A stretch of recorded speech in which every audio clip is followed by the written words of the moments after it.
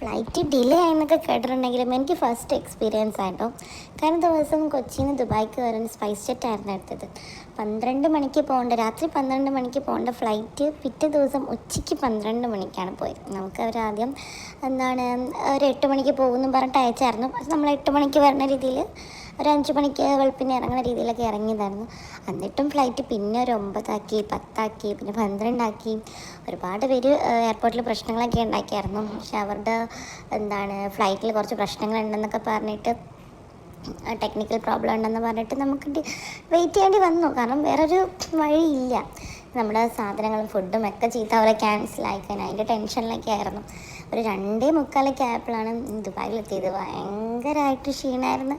അത്രയും അടുപ്പിച്ചൊരു ഫ്ലൈറ്റായിരുന്നു spice jet. ഇനി ആ ഒരു ഫ്ലൈറ്റിലെടുക്കാൻ ഒന്ന് നല്ലപോലെ തിങ്ക് ചെയ്തിട്ടേ സ്പൈസ് ജെറ്റിലെടുക്കാൻ പറ്റുള്ളൂ.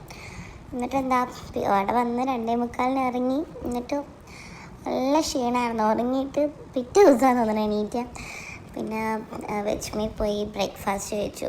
വെജ് മീലിലെ ഫുഡ് കഴിച്ചവർക്കറിയാം, ഇത്രയും അഫോർഡബിളും നല്ല ടേസ്റ്റുമുള്ള ഫുഡ് വേറെ ഇല്ല.